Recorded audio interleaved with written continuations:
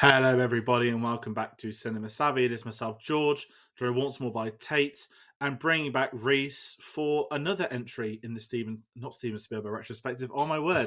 No, the autopilot's been going on for a year. The James Cameron Retrospective, Episode 2. Of course, we are talking about the Terminator from 1984. How are we all doing tonight?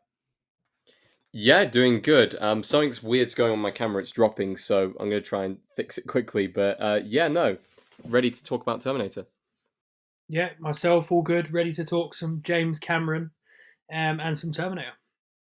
Excellent, and this is one that I think's been, I don't want to say long awaited, but it's his second film. Some will argue it's his first film, and it's one of the most I guess legendary '80s action films that there's ever been. So this is going to be pretty fun talking about this tonight. And what we will do, as always, Reece, it's lovely to have you back on the channel. I'm going to plug your new podcast first because by the scheduling gods, the cinematic podcast has not just started, but your second episode is now out, which features myself without bragging. I'm very privileged to have been invited on that. But tell us about the podcast for anyone listening and why they should literally go and check it. I'm recommending you all to. So I listened to the first episode and I loved it. Yeah, so the podcast is called the Cinematique Podcast, and basically what it is myself interviewing people within the film industry. So whether that be YouTubers, podcasters, actors, directors, etc. The first episode came out last Monday and featured Alex from firstshowing.net. You are my second guest. The episodes are going to be released every Monday about 7 p.m. And then by the time this episode comes out, there will be a second podcast out, which is called the R&M, a conversation on cinema podcast, which is myself and a friend of mine, Manuel, who is from Portugal, where we discuss the most recent releases and the most recent films that we have anticipated for the next week or so. So by the time this episode is out, there will be two podcasts featuring myself, which are going to be out. And then from then, it will be every Monday for the Cinematique podcast and every Tuesday for the R&M, a conversation on cinema podcast. Definitely. So everybody, please do check them out. We'll have links in the description as well.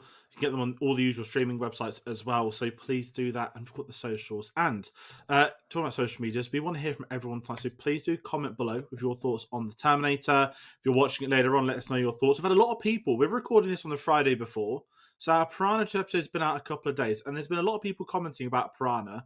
And some people really like it, which has really caught me off guard. So full respect to those. And for anyone that hasn't seen it, maybe check out the episode, maybe watch the film if you really want to, from a completionist sake, save all the James Cameron films. But we are talking Terminator, so let us know your thoughts tonight. And if you enjoy this video, maybe you're just a massive fan of the Terminator films, well, there's going to be one more in this series, so do hit that subscribe button because we'll be talking T2 in a couple of weeks. And Tate, where's the best place for people to find us for other videos we're going to have announced? You can find us on a variety of different places. We are most active on Twitter and Instagram at cinema_savvy. You can find us on Facebook and Letterboxd. Just type in Cinema Savvy or go into the link in the description and go to our Redbubble store where you can pick up some merch and help support out the channel. Definitely. So everybody, please take a look at those. By the time this video going up, there will be a spoiler-free review on the entirety of season 1 of The Last of Us. That is my weekend sorted, and I did not expect to be saying that at this point. So I hope it's going to be a good weekend without talking too much into the future. And we've got a lot of other stuff happening. So as I said, whenever we have stuff to announce, we do put them on social media first. It's a good way to find out about what we're doing, alongside obviously putting the videos up as well on the channel for you all to watch. But if we're going to keep talking about the James Cameron stuff, last week me and Tate spoke about our earliest members. And Reece, it's kind of awesome. Can you remember maybe the first James Cameron film you saw, or maybe your memories with his films to a point? Yeah, so The Terminator is the first James Cameron film that I've seen. The reason why it's the first film that I've seen is I'm actually named after one of the characters. My name's Reece, so I'm named after Carl Reece, who obviously comes back in time and starts a whole load of shenanigans in the film. So that's why it's my first experience with James Cameron. I'm a massive fan of his, and if you follow me on Twitter, you'll see me debating a lot of people about James Cameron on a daily basis. So that is my first experience, but I'm a massive fan of all his work. I mean, it's a pretty incredible personal connection as well. When this series came and we were talking, you mentioned it straight away. I was like, okay, I need one for Terminator 1. because I did not expect to hear that, and I think it's pretty amazing as well. And I guess the then key follows: do you like Kyle Reese as a character? Not I jumping ahead to do. the character section. Yeah, no, I do. I do. I'm a massive. To be honest, with it, the Terminator, I think the characters themselves is the best aspect. I know there's a lot of things that people lament the film for being when it comes to the technical side of things, but for me, it's the characters that make the Terminator the film that it is, for sure. No, 100%. And that's going to be a big thing talking with this episode. And if we jump to the IMDb plot synopsis, as we always do, they've given us a mouthful for this one, which, if you don't know the plot by Terminator by now, if you've not ever seen the Terminator, I'd be very surprised. But a human soldier is sent from 2029 to 1984 to stop an almost indestructible cyborg killing machine sent from the same year, which has been programmed to execute a young woman whose unborn son is the key to humanity's future salvation. Um, Big emphasis on the word salvation there because I keep thinking of the Christian Bale film, which obviously James Cameron wasn't involved in. Mm. But one that's also very memorable in its own right for some behind the scenes shenanigans as well. But following that synopsis, which is I think a bit of a mouthful for something that could have been one line, a machine sent back to kill someone. It's about Terminators in the title, everything you need to know. Tate, I'm going to jump to you. Can you remember Yes. your maybe the first time you saw this film? Because I think a lot of people are going to have different stories for this film, at least. So my dad introduced this film to me. I genuinely can't remember when he introduced it to me. But I remember him kind of sitting me down and saying, "Oh, we'll watch a film tonight. We'll watch Terminator." And I thought it was fantastic. I really liked it straight away.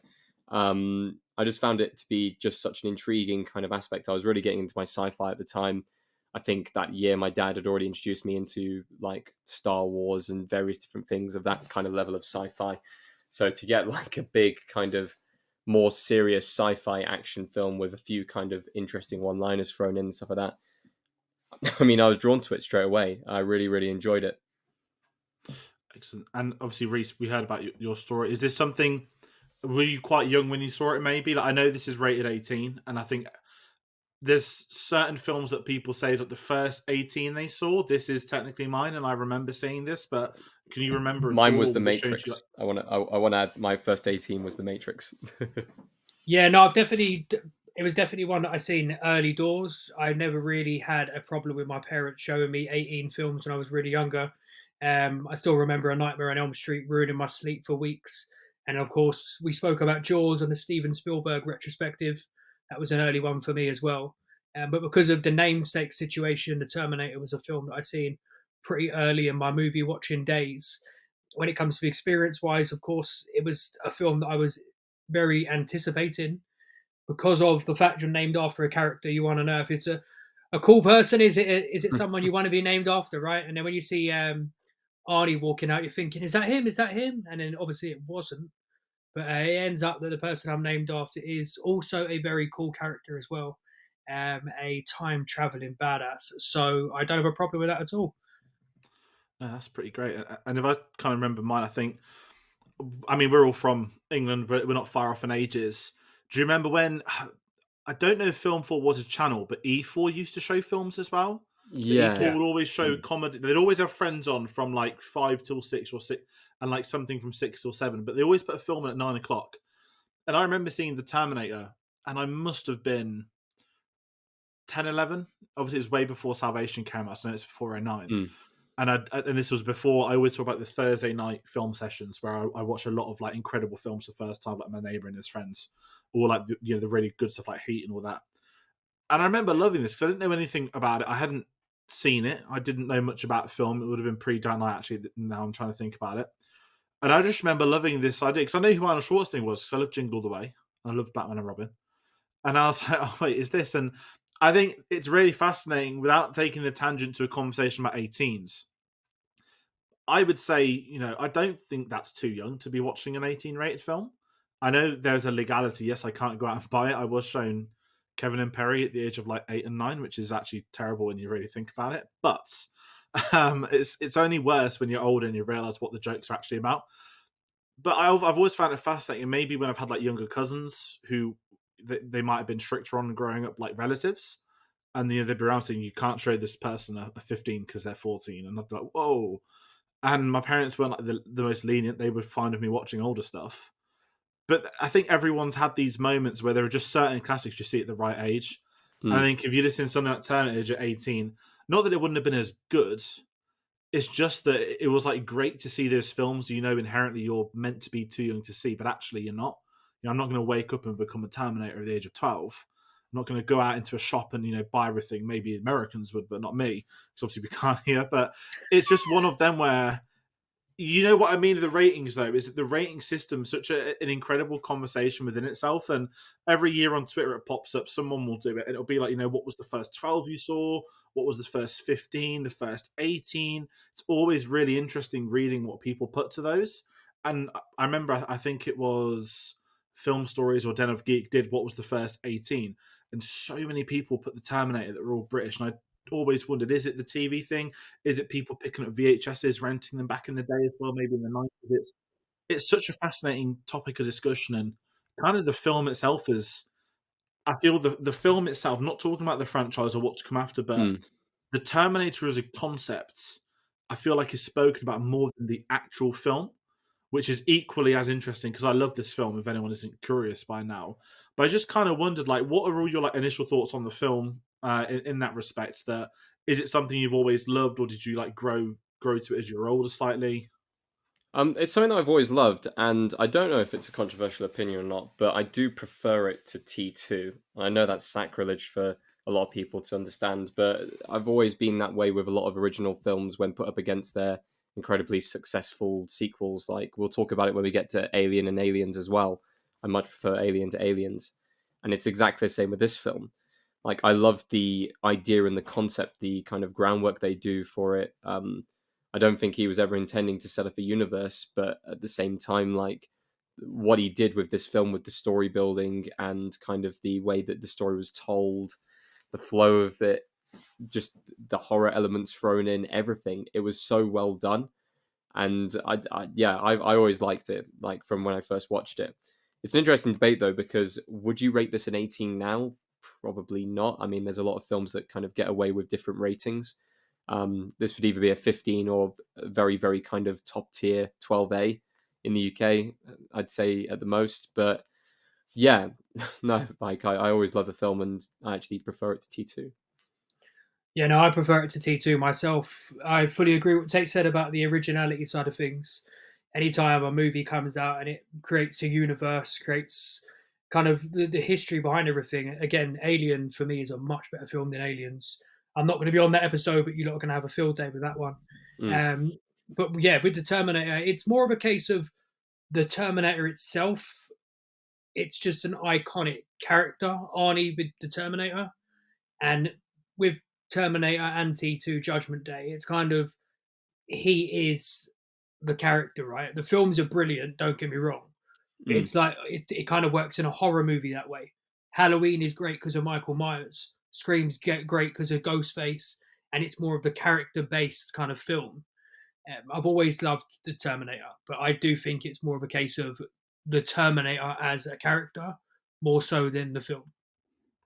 No, that's a very good point, and I think I know we're not going to go past the third film. Well, we're not going to go past the second hmm, film, but with what happened after with future ones with casts and A-listers that pop up and the films don't work, I do think you're right that it's Arnie's face that's on the poster, and it's one of the great posters. There's a lot of great posters in cinema, but if you're going to talk about some of the most iconic posters of all time, that is one of them. It is right up there, and I think as well to Arnie's credit, obviously he's getting big at this point in America in the 80s, but he isn't like the Arnie that we know today. This is still those earlier days where he's building to it, and this just platformed him, to those levels that we sort of see following on from it. And if we talk about some of the production for this, because the behind the scenes to the entire Terminator series is some of the most incredible, ridiculous back and forth with studio execs and everything. And I didn't realize it all began with the very first film. But before we even get into rights issues, we're going to talk about the concept. So,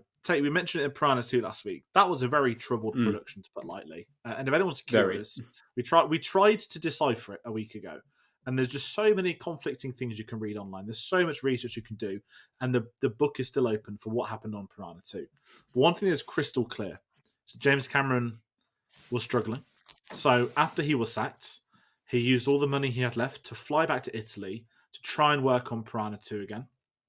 And at this point in time, we're going to bring Lance Henriksen a lot tonight because he is very important for how this film was made, and it's not just being in it, but a lot of incredible pre-production stuff as well, to his credit. But James Cameron was sleeping on his sofa, and he had no food, he had no money, and he got quite badly ill. And through having a fever dream, he envisioned a robot crawling out of the fire. Quote, a metallic torso holding kitchen knives dragging itself from an explosion. The defining image that came to him whilst, working on a film that wasn't working, which I see that. You hear a lot of stories about directors and what they were going through, issues on set, and some of the best ones ever have had those production issues. Now, obviously, Piranha 2 is not one of them. But the problem with Piranha 2 is a great success in that it gave birth to the Terminator. And for anyone who's curious, I've bought this incredible James Cameron book called Tech Noir, and I'm not going to bring it up every week to do photos. I showed you this way before. It's almost an autobiography, but via art of James Cameron. And he claims that this is the first drawing he did after this dream. Now, this is a professional drawing. We know he'd worked as an artist. There's probably a better high-risk photo online. Fundamentally, I don't believe that he drew that after he had this horrible vision in Italy, because it is an incredible piece of art. I'd really recommend this book to anyone who's curious about like artwork behind the scenes about his work, because everything you read, if you've seen James Cameron in his interviews where he says, I hate something and I'm going to tell you I hate it too, his book is no different. He has published it exactly how he wants to publish it.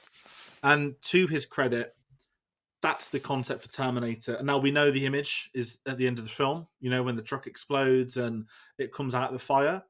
And knowing that heading into this viewing, because it's the first time I'd known the story to a degree, he basically said that once he had that image in his head, it was about working backwards. It was about, how do I put a story together to build towards this futuristic thing? Now, there's a lot I could say about Terminator 2 as well, but we're going to save that for T2, because almost the concept for T2 was the T1 concept, but they just couldn't do it, so they had to change his ideas. But before I get into too much of that other Terminator stuff, I'm going to talk about something else. So actually, before I even get into that, how are we both feeling about that idea coming to him? Has anyone heard that story before? Or no, I hadn't heard that story before, but I mean, we know how troubled that production was. We know what kind of a state he was in, and we know how, he's a visionary person. Like, he's able to push things and boundaries and stuff like that. He's able to push himself in various different ways as well with his production in his mind, what his ideas he comes up with and stuff like that. And it doesn't even surprise me at this point in his career, kind of like looking back on things now, that he was able to come up with that concept whilst having a fever dream about flying piranhas. It's James Cameron. You wouldn't believe it if it was anyone else, but I kind of believe it because it's him. Yeah, no, he's definitely a visual filmmaker, right? I watched an interview earlier when he's talking about Avatar, and they were saying, "Why is this scene in the movie? It doesn't push the characters or the story forward." And he's like, "Well, it's in there because I want to see it. It's something I want to see, so I'm going to put it in next other people want to see it." And he's definitely pardon me. He's definitely a very visual filmmaker. It's predominantly focusing on the visuals. Sometimes the stories are lacking, the characters are lacking. So visually, he's obviously got his head screwed on, and he knows exactly what he wants before going into a film. That picture you just showed in that book is quite insane for someone to just wake up and draw that. But it doesn't surprise me that he would wake up after probably taking a high amount of drugs and alcohol when filming Piranha to get over the stress of making that film. It makes a lot of sense for sure. Yeah, and even the story of what follows is equally as insane. So obviously Piranha 2 didn't work. It wasn't a success. It was quite the opposite. And obviously it would have made it very hard. And this is what's kind of surprising more than anything about doing research on this film, reading over the last couple of months prepping for the series, is how do you get the gig of Terminator after Piranha 2, right? You look at some of the mega names you started with, Spielberg from last year. He did Duel, a TV movie, and you could see everything that was to come from his career in that film, I think. I really recommend it. It's just been out for a 4K remaster this year. You've got Nolan and Following, which was self-funded by him. It's still, intriguing and mysterious and everything you'd expect from a Nolan film, but years before he had any, studio budget. And it's really fascinating when you go back to the director's first films. And Piranha is just one of those where you look and think, how? And it is full credit to what's followed to then get the Terminator, because he spoke to his agent, and he explained the concept of the film to the agent, and the agent told him, drop off, don't do this. So he sacked his agent and said, I'm going to do it anyway, which is the most James Cameron thing you could think about without him being a household Literally. name. You know, you've just been credited, because we still don't know the ins and outs, as the director of Piranha 2, and you're at the bottom of the pecking order, and in steps Gail Ann Hurd, who I also found out was his first wife, which wouldn't surprise anyone after following what comes next. So she was an assistant for a producer, and he told her about the story, the concept of the film, and they had quote made a blood pact where he would sell her the entire rights to the Terminator, which will obviously become the Terminator series, for $1, on the concept that the only way this film can be made is if he directs it himself. A lot of studios wanted the story, they wanted the film. None of them wanted him because of Piranha. And eventually, they would get this into production through Orion Studios, who were, I believe now a part of MGM, who technically, I guess, now is Amazon Studios. Because, these companies don't stop buying live ones. And they had to secure funding through third-party means. So even Orion wouldn't put the funding in for this film. Now, this is where Lance Henriksen's going to get involved. I didn't put this in the schedule because I want to surprise you both if you don't know this. They were in a meeting for getting some financial details, and Lance Henriksen turns up in a leather jacket, in makeup as the Terminator, kicks down a door and steps in, whilst they're securing funding for the film. Now, it sounds terrible, out of cringiness, and I've actually just watched a film this week, The Man Who Killed Don Quixote, which is a Terry Gilliam one, which is almost the exact same concept, that it's all about them getting funding to do something via ridiculous stuff. So that surprised me. But Lance Henriksen is integral to this film, but the finances liked what happened that day, so they put the funding in. And for a budget of $7 million, obviously there'd been a lot more in the 80s than today. I still think that's a lot to gamble on someone that had made Piranha 2. But what do you all think of that story? And am I going to actually kind of then double up a follow up? There's a film that compares to, as far as I'm concerned. I'll let you guess what it is. I'm not going to hold you to it. But there's a certain franchise which I think had very similar beginnings, with someone wanting to be attached to it and studios wouldn't take them on. But anyway, Tayte, thoughts? I find it absolutely fascinating. Just from the Lance Henriksen side of things, like, it's very clear that at the start of kind of, James Cameron's career, that they were, close friends, and they, worked with each other throughout, when was the last film he worked on with him? Did he work on? Has he worked on every film? I think was he on The there's a Abyss? few I films believe where he was he's in The Abyss with him, from what I've read. I think it was in The Abyss. Yeah, but he's had a long kind of career with him, attached to his films and stuff like that, and it's fascinating that he was kind of there from the very start to, not only being kind of his sofa that he was being staying on, that he had the fever dream, but all the way through to the pitching and actually starring in the film itself. It's a really interesting work relationship, and I think it's a fantastic story.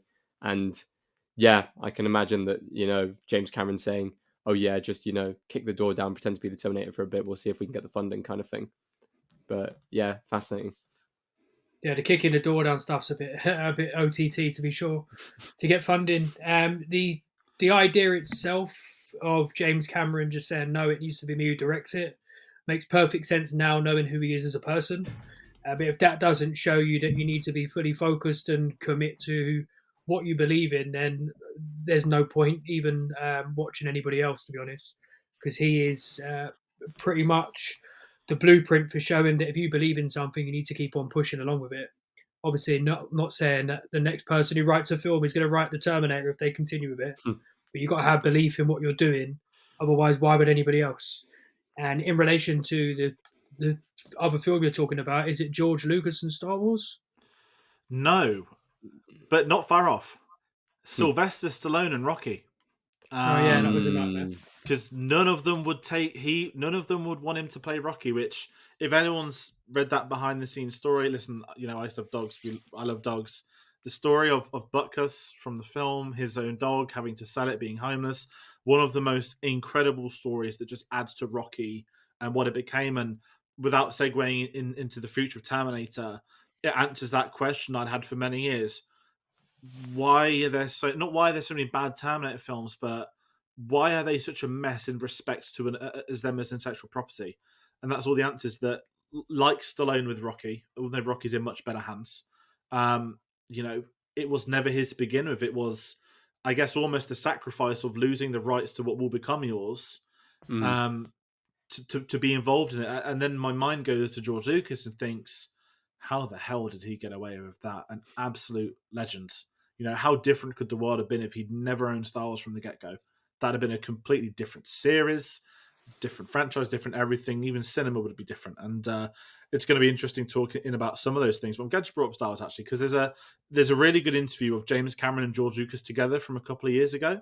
And obviously these two I call more of, not to discredit their abilities as directors at all, but they're certainly, to me, as successful at innovation as they are at directing, and pushing the limits of what you can do in camera, what you can do behind the scenes.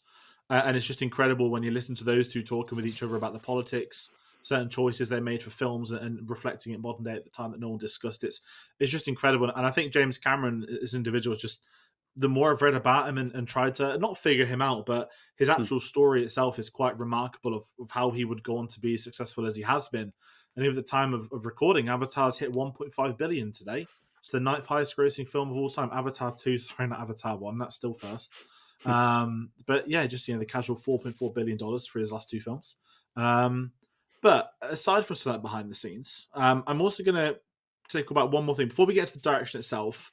I've actually had a couple of people tweeting through today asking us to bring this up, and it was in the schedule. There was a massive plagiarism case at the time, and I don't normally like talking about border or legal stuff, because you might have heard this before, you might not care, but this is certainly for me an interesting one. Again, looking at it from 2022 with the knowledge we have on James Cameron today and what he's like as an individual.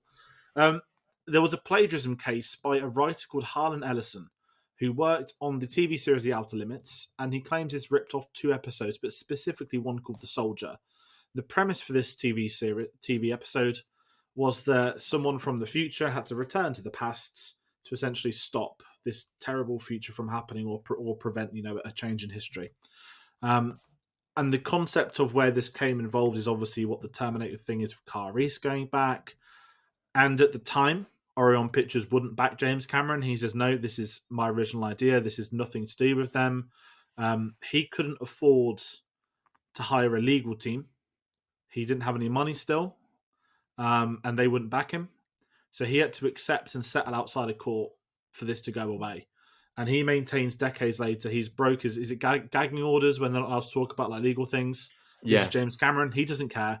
And he still says it was, it's absolute nonsense that I made the film I made. And even me looking back, as someone that's obviously younger and not around back then, I do think it is a case of he didn't have the money to fight it, because I don't think James Cameron would plagiarize something in that respect. That he is, it's more of, if I'm being honest, I think someone cashing in on a popular film that's premise it's not exclusive. I don't think, the concept of going back in time to change something from the past isn't a new premise. It never has been. It's something that's been around for probably centuries, not just decades. We're in a more modern era where people discuss it, and I just think someone made a quick buck out of a director that didn't have any money to fight it. But I'm just curious on both of your thoughts on that quickly before we move on. Yeah, I'd heard about this case before, and I did a little bit of reading up on, I can't remember if there's a video online, because I remember delving into it a few years ago. I can't remember if there's a video on YouTube about it, where they actually talk about it. And realistically, in the end, there was no real discernible kind of proof that there was any link at all, other than Soldier going back in time, changing past. But so many films deal with time travel. In fact, every single film that deals with time travel deals with change with time travel.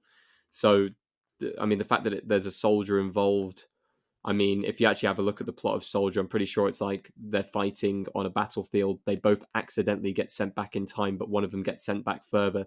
So he decides to try and take out the other one before they can have the fight, because he knows he's going to lose. That's different to the plot of the Terminator. It uses time travel to be able to eliminate someone, but in a very different way. And yeah, like you said, I think it is an absolute cash grab. done at the time, especially off the success of the film, because the film wasn't, it wasn't really, not saying planned for success, but low budget, and ended up making a massive box office and topping the box office. If this film didn't do as well, there would be no lawsuit. The only reason why there's a lawsuit is because the film did well. Yeah, plagiarism when it comes to art is always a weird one, because where do you draw the line? There's so many different interpretations of people's perspective that people going back in time is just been overdone so many different times. And it's not the only time James Cameron's been accused of plagiarism. People are saying that Avatar is basically Pocahontas and etc. etc. And it's just such an easy cop out. I think there is obviously plagiarism when it comes to art. People do steal ideas, but I just think at this day and age, to be annoyed at someone with, I didn't even know it was a plagiarism issue with this. But from what Tate just said about that story there, it just sounds pathetic that you'd even think that the two are linked at all. Could it potentially be some people take ideas from that? Of course, but everyone takes inspiration from places. That's just the way life works with art. Even if it's done subconsciously, it may not be done on purpose. You may take it. Look, I wrote a film myself, and I was taking tidbits from here or there. People talk about Tarantino and his kind of taking bits from films. Is it plagiarism if it's done on purpose? Is it plagiarism if it's potentially done by accident? Is it word for word? Where do you draw the line? And I don't think he plagiarized the film. I think people are just going OTT on it as normal. No, 100%. And it just goes to show us how stuff like that happened in the 80s as well. It isn't a modern day thing. I'm glad you brought the Pokemon into space, because I'm not, you get certain people that they won't hold their hands up. I was one of those who used to sort of mock Avatar, and I had a complete 180 of the re-release in September. And, the concept of Pokemon, when you think about how many films are just very much, it's just more about, not territorial, but it's just real life, isn't it? Colonialism. That's what Avatar is, and that's a real thing that's happened for centuries and thousands of years. So it's one of them where people will look for the most ridiculous thing to go for, and this is just them winning one against the director and no money to back himself up. That wouldn't be the case today if they tried it on James Cameron. We can all assure you of that, and no one would dare try it today. But we've been speaking about some behind the scenes. I want to ask you all about his direction, because I'm in that mindset still. Like, I don't call this his first feature film. I know that he refers to it as his first. Some others do. Some say, obviously, Piranha. To me, this is still his second film. But this is quite clearly the first James Cameron film in respect of him, his stamp, his direction, his story, his casting, his behind-the-scenes antics, his mindset. And I think that's such an important thing. And the direction itself in this, I absolutely love. Because for so many films moving forward into the series, we're going to be talking about technical innovation, some incredible stuff he's done.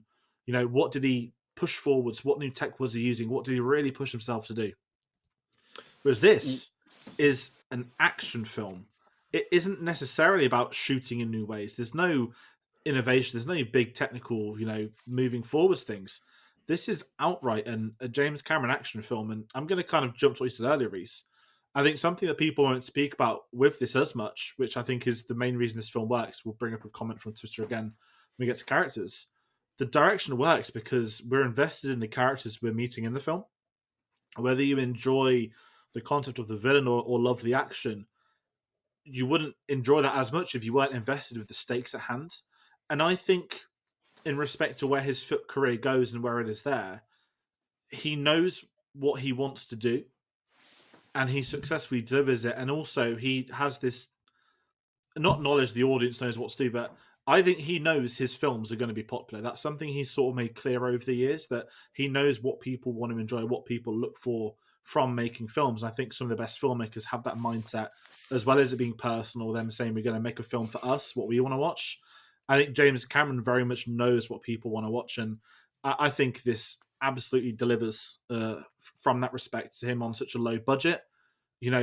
Michael Biehn wasn't a household name, neither was Linda Hamilton, and obviously Arnie had done the Conan film, the first Conan film, I think. It's amazing to see, how this pushes everything forward with this film, and I think his direction for this is, I don't want to say flawless, but I think it's perfect for what the Terminator as a film is. and I think it's a real sign of what's going to come from him in his later films with higher budgets. I mean, on reflection, when I was trying to remember what this film was like before rewatching it, I remember the directing being a lot cleaner.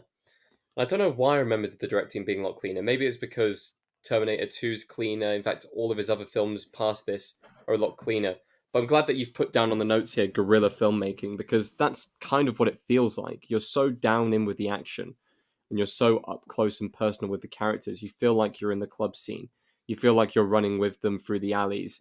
You feel like you're being chased down and hunted. And that's exactly what you need from this film.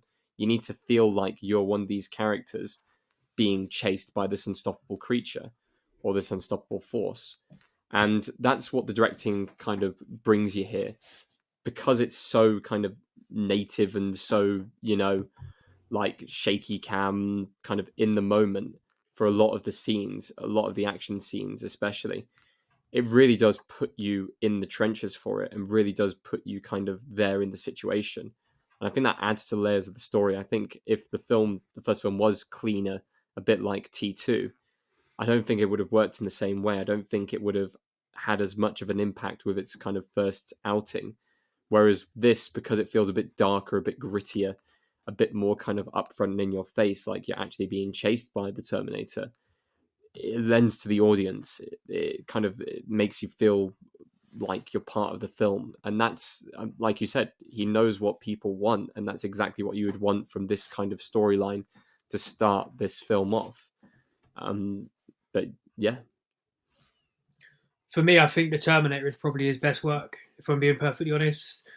I kind of see The Terminator and T2 as kind of one of the same. I know they're two completely different films, but I feel like they're one story. And I didn't know that initially the idea for The Terminator was pretty much what he had for T2. But now you've said that, it makes a lot more sense. We're going to get onto the characters in a bit, but I feel like the story arcs for Linda Hamilton's character it's fantastic, and I think the way he manages that between the two films it's just sublime. But no, I definitely agree. The grittiness of this one helps for sure. The guerrilla filmmaking definitely helps. I feel like it's a very in your face film. The action is very tight. It's very explosive. That's obvious word to use because of the explosions going on, but if that makes sense, it's kind of in your face. And no, I definitely feel like it's his best work along with T2 because I do see him as one and the same. Yeah, I'm with you on that. It reminds me of, God, I don't remember if we brought this up on your podcast, but The Raid and The Raid 2, a lot of Gareth Evans' ideas were for The Raid 2 and he couldn't get the funding, so then went and made The Raid to then inherently fund that. And I think you get that with a lot of filmmakers, that they have these incredible concepts, but they've got to get the money, they've got to get the backing and the success to then get that later one. Nolan, obviously, Inception's always the obvious one, isn't it? Took him 8 years to make that. Peele. Jordan Peele as well. Jordan Peele just said it with Nope, didn't he? Yeah, and this is what I find really amazing with, and I think it's something we get less and less these days, is these directors that break through then get to do their long-standing vision. So obviously modern filmmaking is different to the 80s and 90s naturally, but it's a really fascinating conversation to see how directors move in that sort of process. And certainly with this, even something that I find such a simplistic thing, but people don't really speak about much with films is the duration of films, not running time, but the actual in story, because they're not being hunted across a week, they're not being hunted across a month. This Terminator sort of comes into the future, and I'd say this takes place over 2 days maximum. But it always feels like it's non-stop. There's no room for anyone to pause. There's no room to break. You're following this monumental, machine trying to hunt these two people down, well, mainly one person. And I think that's sort of why it works, is because when you're viewing it, you can just connect more. And I don't mean this to criticize certainly longer films or some of those other ones. Avatar can take place over a long duration of time, which is great and works within itself. But I love those fast-paced films where you're sort of thrown in it with them, and you've got to survive with these people for this amount of time, and it's almost like a ticking clock. And obviously, I know that T2 literally has a ticking clock as such with Judgment Day and all that sort of stuff. But it's really interesting some of his premise work for this, and that in hand with the story as well. I know we sort of spoke about it a little bit, the plagiarism stuff, but I just love how simplistic the story is. It's called The Terminator. There's no flashy title. There's none of this. It's what's this about? Here's a Terminator. Here's a poster of Arnold Schwarzenegger playing this machine, and he's just being sent back to kill someone. And it's as simple a story as you can imagine. And going back to what we were talking about with T2, James Cameron simplified a lot of his stuff. There were ideas to have the earlier versions of what the name for Skynet would be. They could have put the AI tech in. They had the T1000 done. They looked into testing, like doing it as clay, like stop motion clay shooting for the T1000, which, obviously we've all grown up with the T1000, so that's incredible to think about that as clay. Would look very different, but it's just one of those where he made the right choices. He didn't try and do too much, and it goes back to that saying, that a lot of films I don't think do as much anymore. Less is more, and it works so well for so many great films, and then it opens the door for him to do as he pleases moving forward. Exactly. It's really interesting you mentioned the clay there, because they do use a bit of claymation in this film, or at least some stop motion kind of work and stuff like that. It is a bit of a juxtaposition in kind of the film, and it's the one part which I would say on reflection doesn't actually hold up, but maybe that's because we see what happens in T2 and the technology that was brought forward. But yeah, that was kind of the one thing that stood out for me as the one bit of the film where I was like, yeah, you can see the transition. It's a bit off. I'm sure at the time it would have been a lot easier to kind of look past, but it's difficult with a modern filmmaking mind to be able to kind of look at that and kind of see that it's a clean shot. Yeah, the story for me is, like I said, very simplistic, which helps. It's based on the characters themselves more so than the actual story being the main part of it. Obviously, like you said, with T2 being the initial story, it makes a lot of sense, and he's kind of done what he is allowed to do with a budget and still make a fantastic film from it. No, 100%. And kind of following the story, I guess we'll talk about some of the characters. So we have Sarah Connor, played by Linda Hamilton, who, again, what you said earlier, I envision Terminator 1 and Terminator 2 as the same story, that you can watch them in a double bill quite easily, and it is remarkable, her transformation from T1 into T2, but that doesn't work functionally if it doesn't work how she's presented, how we get to meet her and get to know her in the first Terminator film. And I kind of love what they do with her, that, she is this young teenager. They've not sent a machine back in the past to kill a soldier, and I don't want this to sound sort of how do I phrase it, as backwards, but it's not a damsel in distress story, and I know a lot of people would jump to that sort of thing now. It's more the concept of this person's going to birth what's going to destroy the machines. So we'll start at the top, which is the old, it's not like a gag, but it's like that sort of baby Hitler mindset, isn't it? That's always like a discussion with time travel things. Mm-hmm. But I love this idea that they send this killer robot back, and how do we make you immediately invested in this innocent character? Let's kill the other Sarah Connors first, show how brutal this machine's going to be, and then let's stick with her to see if she can survive. And again, it goes back to that simplistic storytelling, but it's the easiest way for them to come in. And I start to think, build up Sarah. Reece, who has a really good character arc in this when we get into him. But what are your thoughts on Sarah Connor as well? And I'm actually going to say I've not seen the most recent Terminator film. I know Linda Hamilton came back for it. I heard a lot of things, and I just didn't watch it because I never got around to it. And a lot of people said don't bother, so I've not seen it yet. I might after I rewatch T2 in a couple of weeks. I'm pretty sure most people tell people to stop after T2, and at a stretch, people say, "Oh yeah, watch T3, why not?" And then everything else is kind of ignored past that point. But as far as Sarah Connor as a character and Linda Hamilton as an actress, she is one of the most badass leading ladies of all time from this film performance. She goes from, a waitress with not really much going on in her life and stuff like that, to taking down an unstoppable killing machine in the span of one film. And that transformation is kind of helped on by the character of Reece, but also through her experiences that she goes through within this film. And not only do the survival instincts kick in, but she also can hold her own in this film. And she learns kind of the rules of the game as we go along. Reece kind of tells her, okay, he's unstoppable. We got to be able to do this. This is what's going to happen in the future. And she's kind of learning from him how kind of to move forwards with it. But by the end of the film, she's a completely different character from the start. She is kind of, that person heading into the storm, not running away from it, or kind of sitting back in a diner, kind of getting food chucked in a, apron by little kids and stuff like that. Like, it's a really, really good story. And it's a great way to not only introduce the character to a franchise, but just based on this one film alone, a great solo kind of female badass leading lady of a character. Yeah, no, Linda Hamilton is a G for sure. The film itself, I love the character arc that she has. Like I said, I'm not going to be on the T2 one, so I'm going to touch on it slightly. The complete damsel in distress idea you were talking about from this one, it's not fully that. She's not being.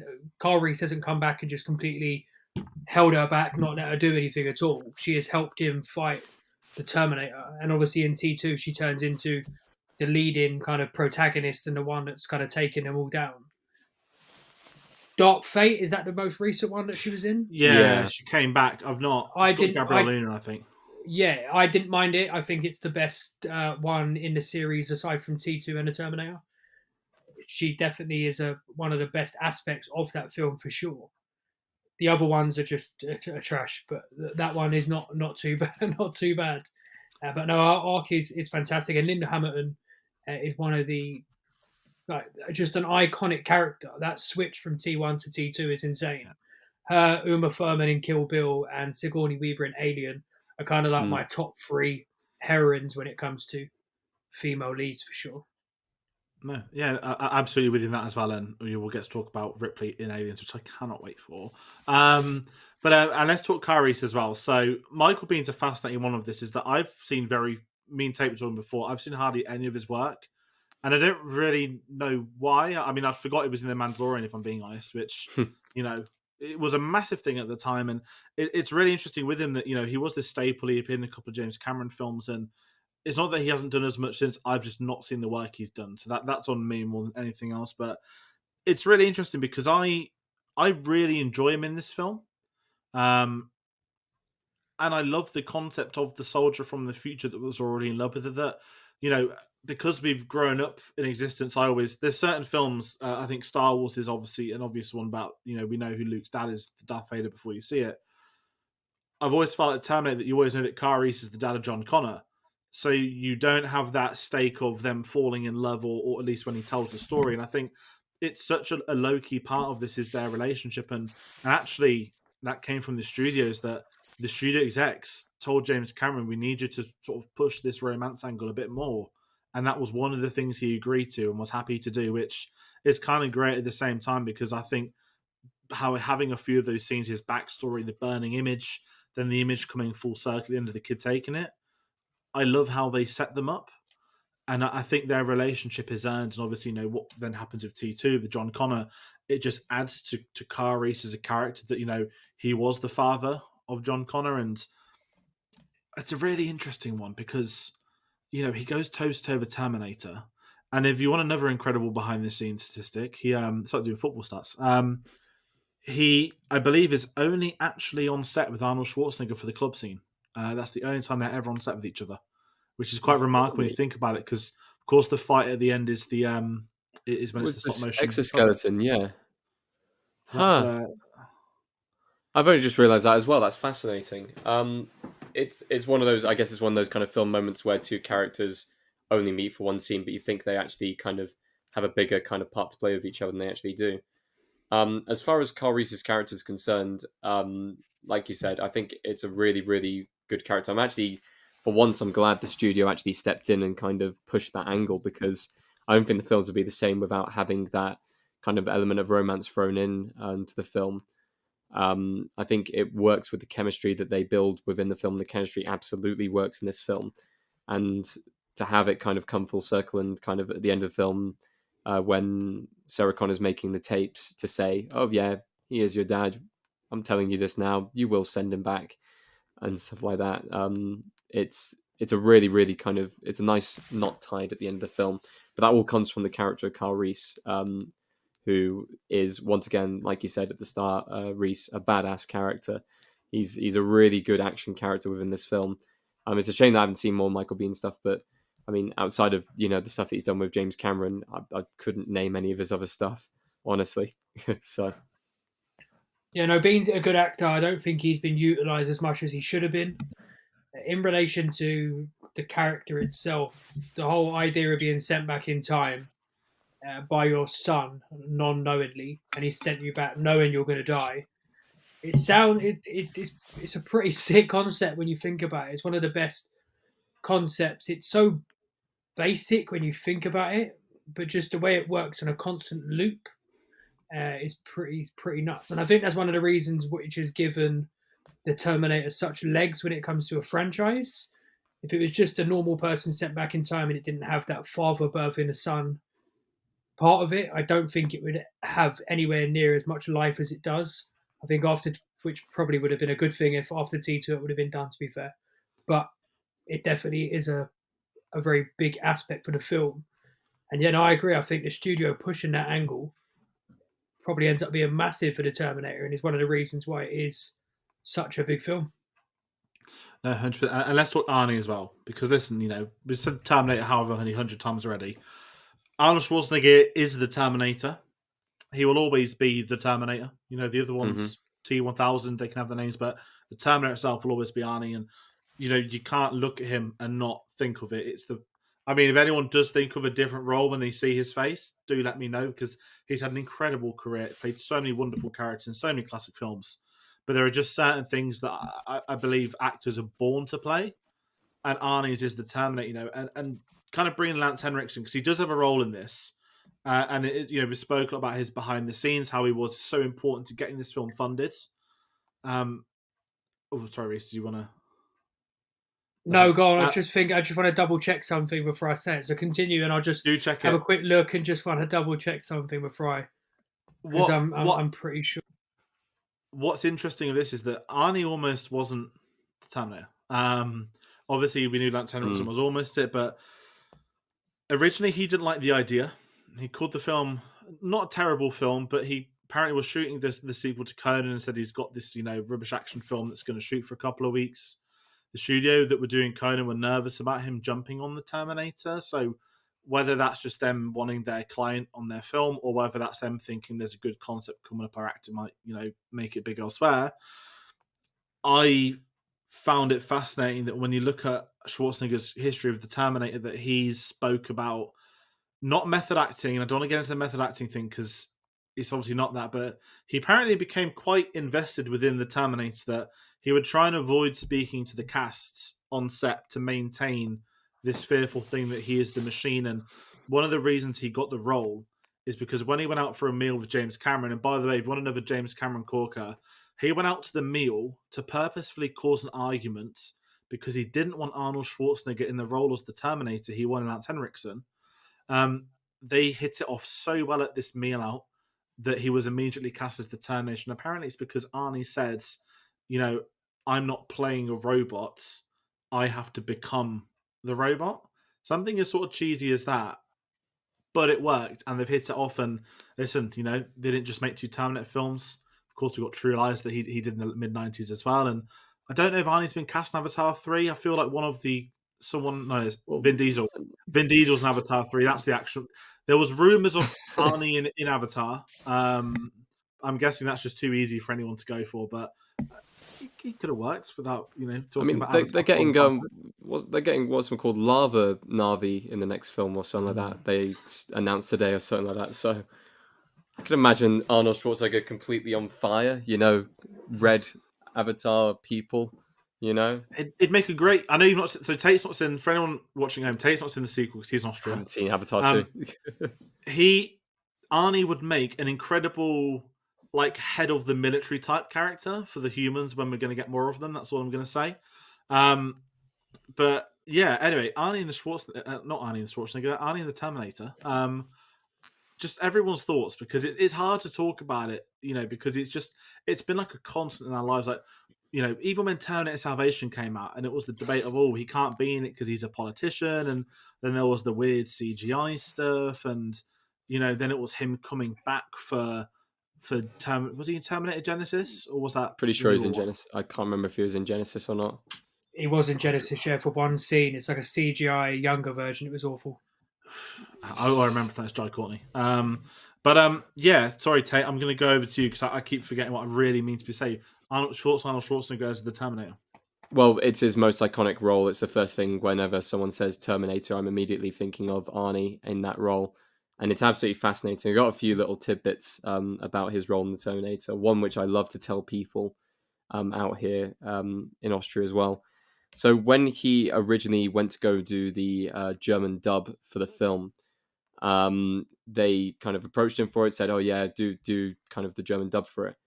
And they chose not to go with him in the end because his accent that he's got is a farmer's accent out here in Austria.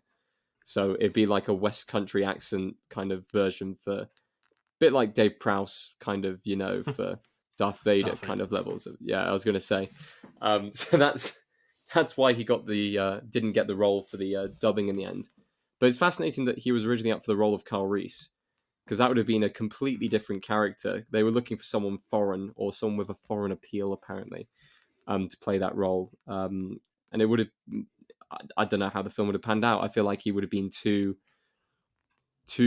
buff, too kind of, above human. You never fear a Terminator. You never fear the Terminator No. that's coming up against Arnold Schwarzenegger. Not even slightly. But I've seen the story about, him and dinner.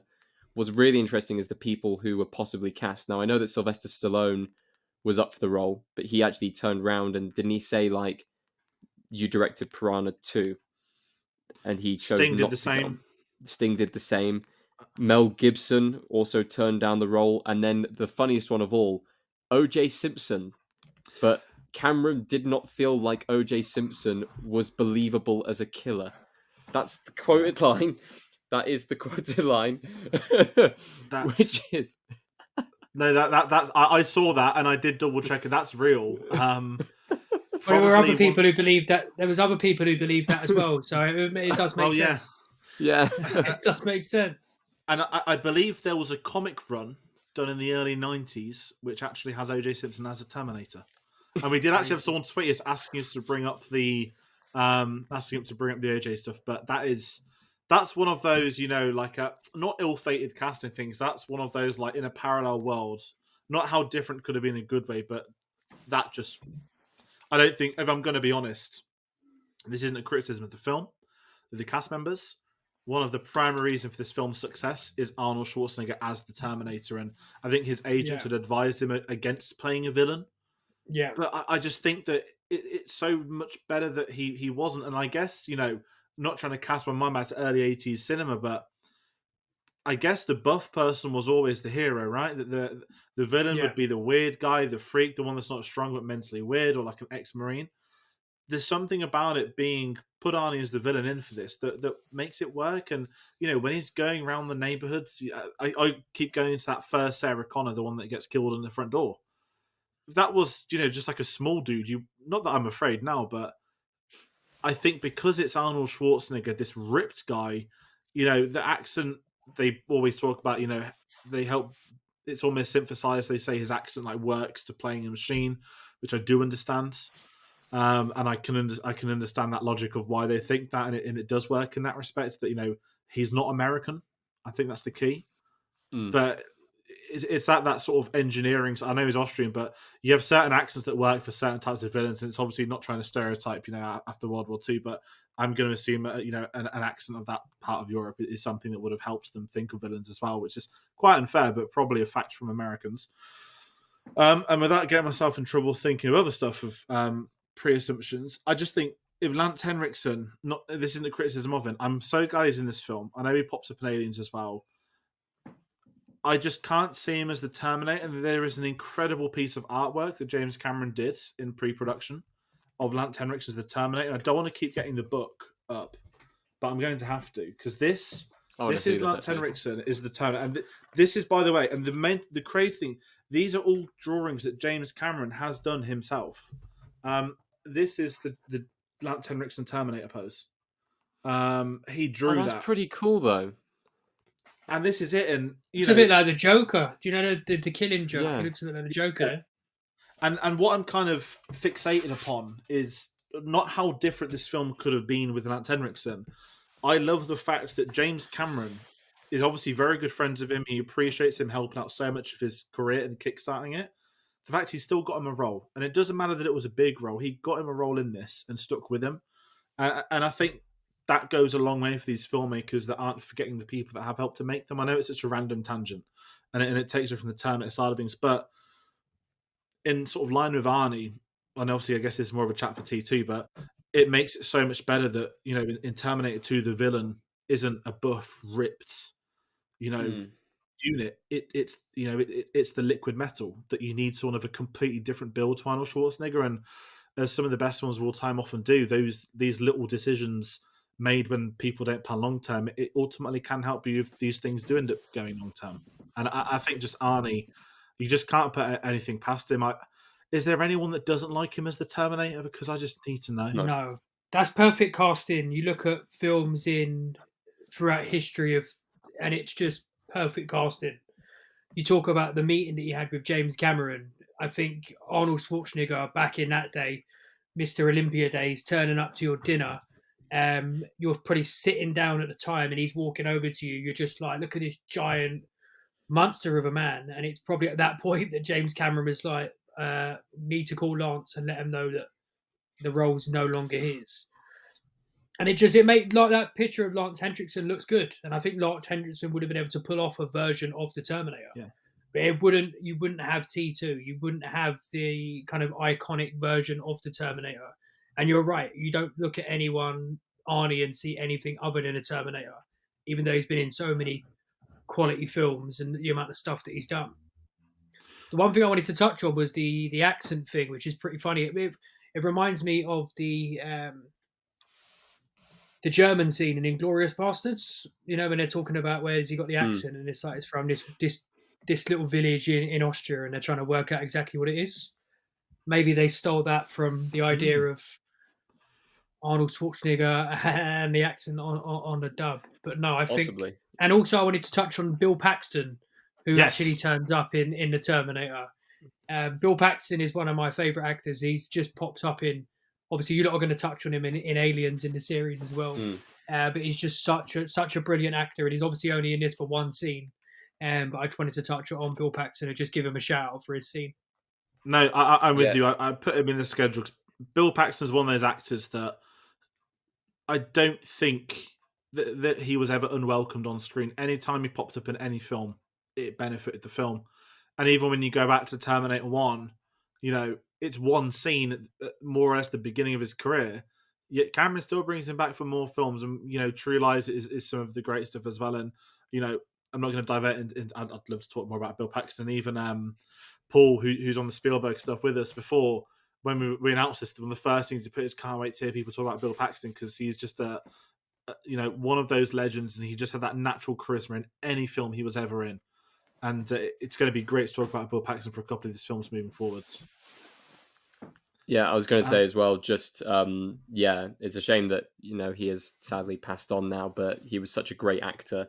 And the fact that he was able to do so much work with James Cameron as well, it's nice to see at least the start of his career and kind of what would blossom out. And it'd be great to talk about him over the next few weeks.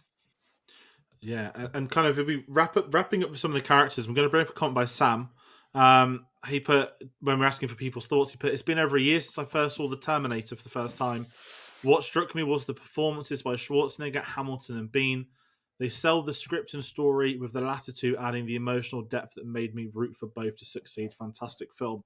And that's kind of it. The film can't function without the characters and who has been cast and how they are playing them. It makes such a difference to this moving forward. And it'll be very quickly touched upon the score. This isn't like the Spielberg series where we get to hype up John Williams every week, not to disrespect anyone else, but John Williams is John Williams. He is one of the greatest composers of all time, and that's outside of film as well.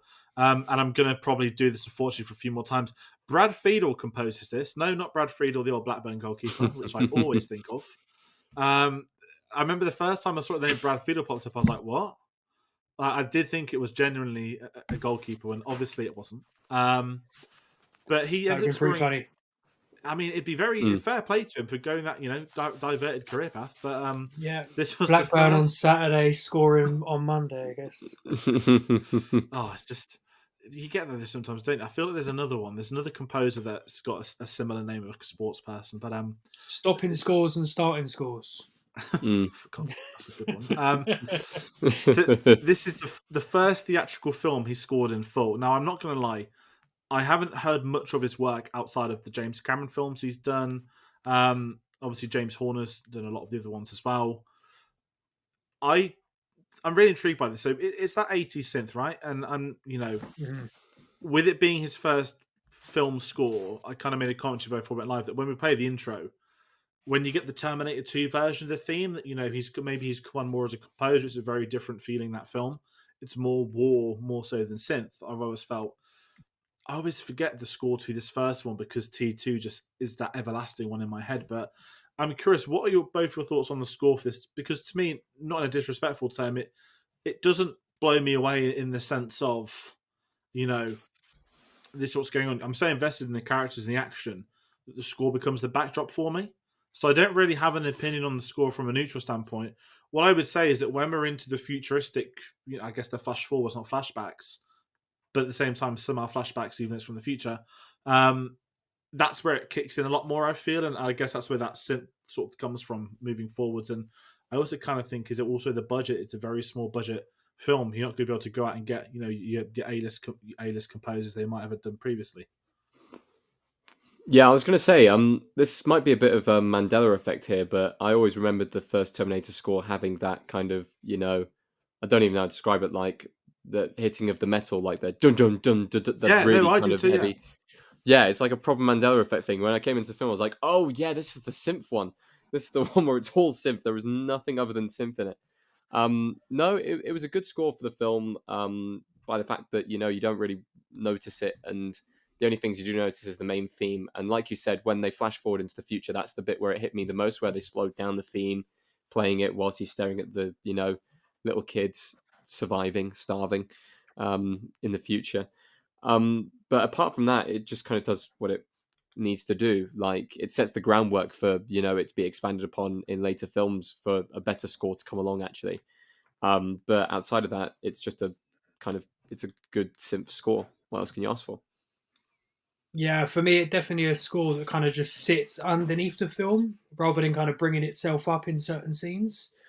T2 is definitely much more a score which kind of comes into its own, and also kind of you can tell it is there more. I think with the Terminator, it kind of just sits on the underbelly of the film, and it's not a driving force of moving anything forward. But it's a decent enough score. It's not one I'd go back to and say, "Oh my god, that's one of the best scores of all time."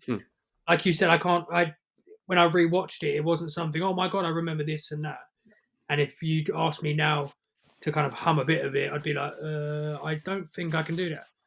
But it's not a bad score for sure. No, 100% with you for that. And kind of moving on from score, we're going to talk about, we've spoken a lot about the legacy already. I know we've been going for an hour to talk about, the iconography, the legacy of this film, some of the stuff we do in this section. When this film came out, the budget was $6.4 million, which is a lot for the guy that did Piranha 2. And it grossed $78 million at the box office. And apparently, when Orion Pictures sort of had it released, they thought, this would be like a B film. They released it in between summer sort of blockbuster season and the December releases, which is when you get near your awards and a few big films. It's had a very good release window. And James Cameron spoke about this, saying that had this been released slap bang in summer, this film might not have been a success, but they got the release perfect for this, that led it to be a hit, that was able to move it forward.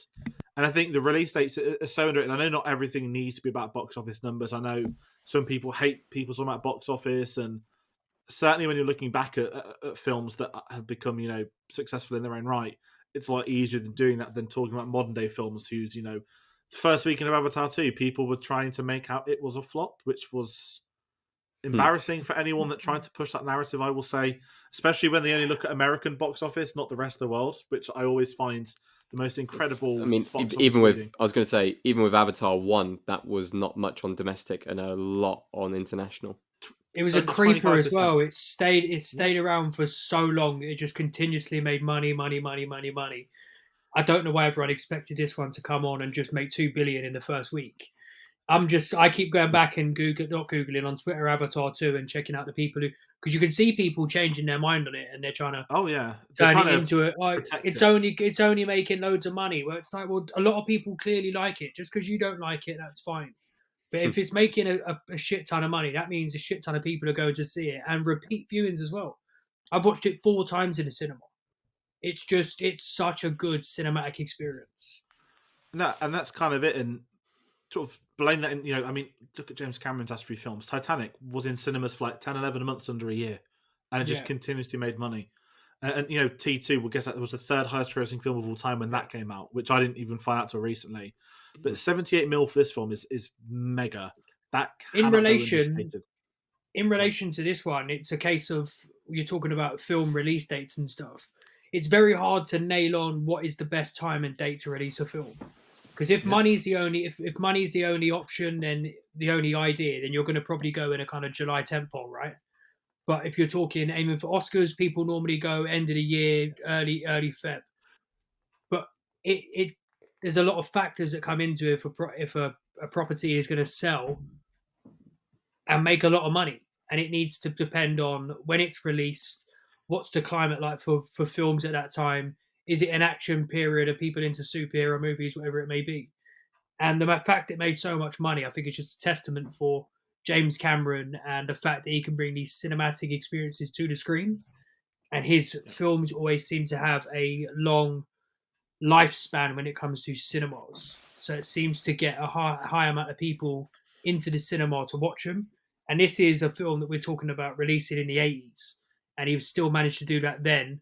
And 4 decades later, he's still doing exactly the same thing. It's marvelous to see, to be honest.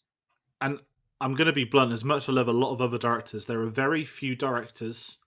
And I wouldn't say James Cameron is a brand. Like Christopher Nolan, I see as his own franchise. And maybe I'm being disrespectful by saying it's the new James Cameron film. I don't think that's why people go. I think James Cameron knows exactly how to make and sell the films he makes. And I think that's the key that's so underrated, that he is a household name, but I think more people will know the work he's done than he himself. Whereas I know Nolan's a very random sort of modern one to use, whereas Denis Villeneuve, Dune Part 2 isn't going to be marketed as the Denis Villeneuve film. I need to pronounce it properly for August, but no one seems to know. Denis Villeneuve, I think, is the name. But no, when it comes to like normal, I say normal people, that sounds general really audience, bad, but Yeah. they make general most money. audience, all my friends in real life who Yeah. are not cinema fanatics, they know Christopher Nolan. I mean, and predominantly just because of the Batman films, right? The Dark Knight and everything. They know when Nolan films are coming out. If I said a new Denis Villeneuve film's coming out, they'd be like, "Who's that?" Because he's I got say a very niche Tarantino. base. Sorry. Tarantino's another Tarantino's up one. there. Yeah. Everyone knows Tarantino. If They you go say for Tarantino. Spielberg, or if you say Exactly, even yeah. Cameron, like it draws people into seats because you're going to get a good quality film. Yeah. And 100%. that's what's exciting doing this series, right? Because you mentioned 4 decades later, he's printing money. He's not, I don't want to say not been busy for 4 decades, that's insulting to the work he's done, but he's not cranked out a film every 2 years for 40 years either. It's very much been event cinema. That's what he specializes in, and that's why he's so successful in the way he is. And it's such a fascinating side piece. And we always have to do the Oscar talk in these segments as well. There was no nominations for this film, which but obviously I believe that's a good idea. I don't think that's a problem. They're not getting no Oscars. I don't feel like there's any individual thing in this film, technical, acting wise, anything I would pinpoint and say that deserves to win the Oscar. But that doesn't mean it's not a marvelous film. I'd look at Top Gun Maverick for 2022. There's nothing in that film that I would look at and say 100% deserves to win an Oscar. But for me, it's probably the best film that came out that year because there's so many different factors. I'd so many different factors that goes into it. So, my opinion on that, I reckon Top Gun's probably going to be up for technicals on that sense. Oh, it's up for. I yeah. make my it's going to be up, but I don't know. It's going to be up. I don't know if I'd put it at number 1. You know what I mean? So I wouldn't say it's the best. It might be top 3 in everything. Like the Terminator, when it came out, it might have been a top 5 in every department. But I wouldn't say it's like a clear cut favorite in any department. Guaranteed, if this film was released today and this was kind of the first iteration of it, given the current Oscar climate, you'd have Arnie being nominated for Best Supporting Actor and possibly winning it on that kind of just. just because they would probably Yeah, push I it because agree. they'd have a better shot. And they'd push it. 100%. They'd push it. They'd push it. Yeah, 100%. Yeah. they'd push it. Just I don't want to turn into Oscars chat, but with Top Gun Maverick, for anyone curious, best film is done on weighted on its average ballot positions. Top I Gun think it's going to Mavericks, win. I I think it's hope going it to win. wins. I don't think it's the. Sorry, I don't think it's the best film of last year. In my opinion, that's After Sun. But Top Gun Maverick 100% deserves to win Best Picture. The And I amount of think it money is. it made, the reaction it got from critics, from fans alike, the fact it's been in the cinema for so many months on end, it deserves to. It 100% deserves to win, and I don't see why it shouldn't. No, I'm with you on that. And when the Oscars does kick start, what's it? This video is going up on the 11th. The nominations are the 24th, BAFTAs are the 19th, and we'll get into our Oscar coverage, which is going to be a very exciting Oscar year this year, just to start teeing that up. And kind of talking about more Terminator stuff today, the new James Cameron segment, How Can We Buy It Today? Where I moan about home media, because this is another James Cameron film that hasn't been released in 4K. Now, not every film needs to have a 4K restoration or be released, but for the This one director does. he is and the career he's had, it is incredible at how difficult it is to obtain his films on modern home media formats. That's the politest term I'm going to use. That's why we're doing this mini segment. And you can pick up the Terminator on Blu-ray, but not 4K, which should be. This is a film that it was preserved in the National Film Registry. So kind of, that's one of the really exciting things about films the decades after. I believe there's only a limited amount of films that can ever be put forward in that registry every year. I don't know how many, 25 but a year. 25 year. And Terminator Yeah. is one of those that the decades has gone by. And a great thing about the registry, for anyone curious, not to tee up too much, but they cover all genres. There's no elitism bias to necessarily dramas or to Oscar-winning films. They cover what they believe is a fundamental, important film culturally and significantly. Iron But Man just went in this year. yeah, and I understand Iron Man, and I agree with it to a point. 100%. Look at what that has done for the last 50 Look years. what of it's cinema. led to. It's Whether not the people first. like it, as in the Yeah, it's last not the 15 first comic years. book movie. It's not the first Exactly. comic book movie, but it's definitely the movie that started the MCU as it Yeah. is today. Obviously, you had the Incredible Hulk before that, but when it comes to starting what we know now as the MCU, it was definitely the one that done that for sure. Exactly, and it's just amazing that the Terminator film did get in there. But sort of following on from that, we spoke a lot about behind the scenes, some technical stuff, which has been a really good discussion. We haven't spoke about too many scenes themselves, and I'm going to kind of ask everyone favorite scene, which might be a tough question because there's a lot of unbelievable scenes. No, very easy for me. Okay, go for it. Go first.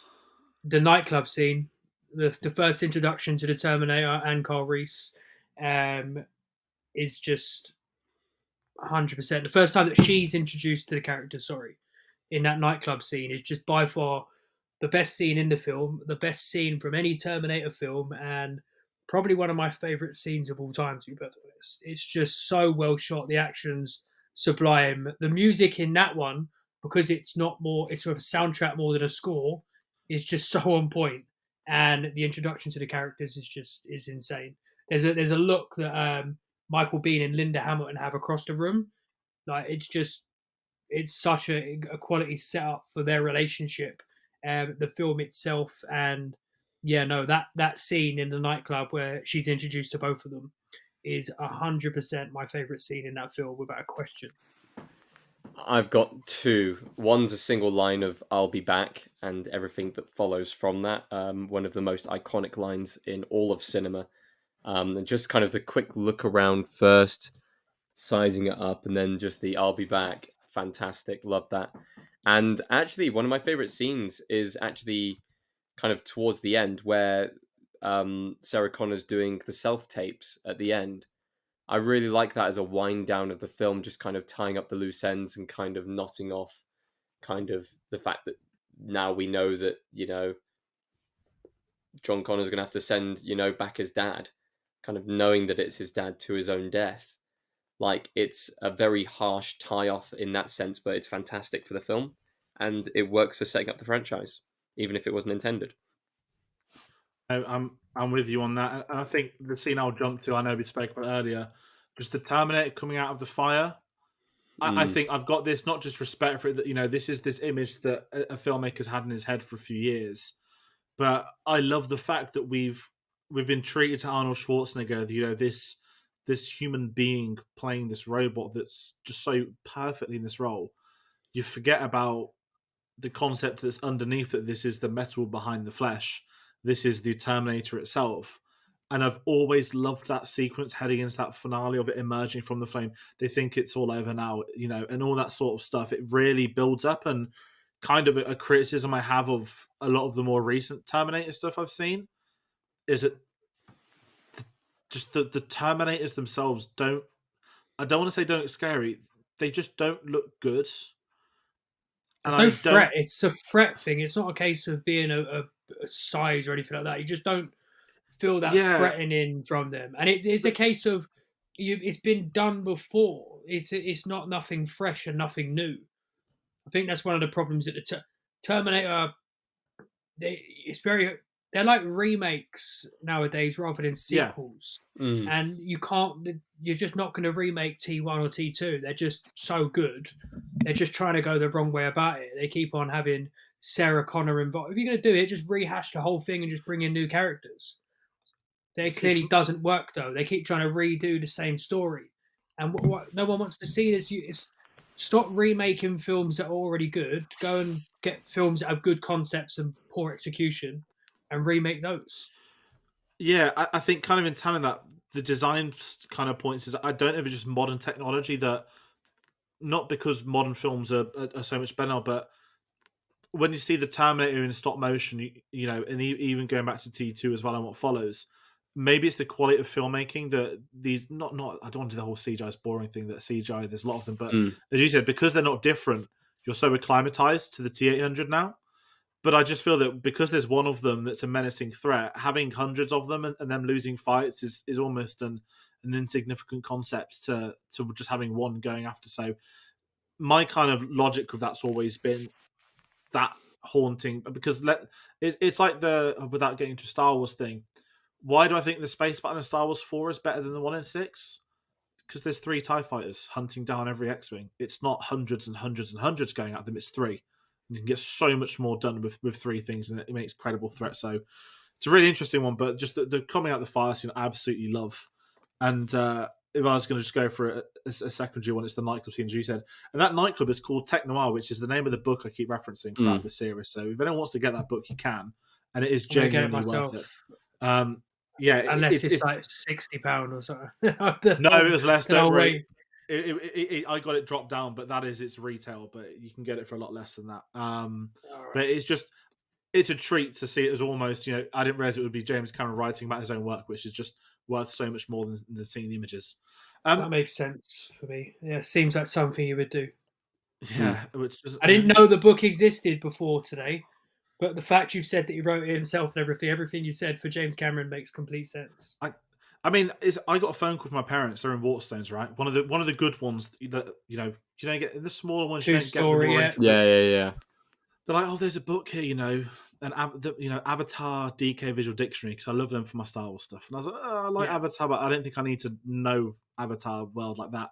Like then there's another one like The Art of James Cameron Tech Noir. I was like, oh, that sounds interesting. So obviously, I was like, don't get it from there because it's a lot more expensive than online. But then I did a bit of research. I said, okay, that's got good write-ups. That's the sort of thing I want to read about. And yeah, that's how some of these beauties are found. Is not even me. So I credit my parents for that.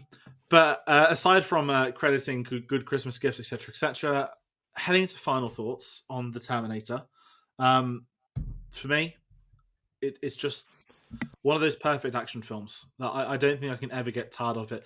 No matter how many times I see it, no matter if it's on TV, you'll stop and watch it.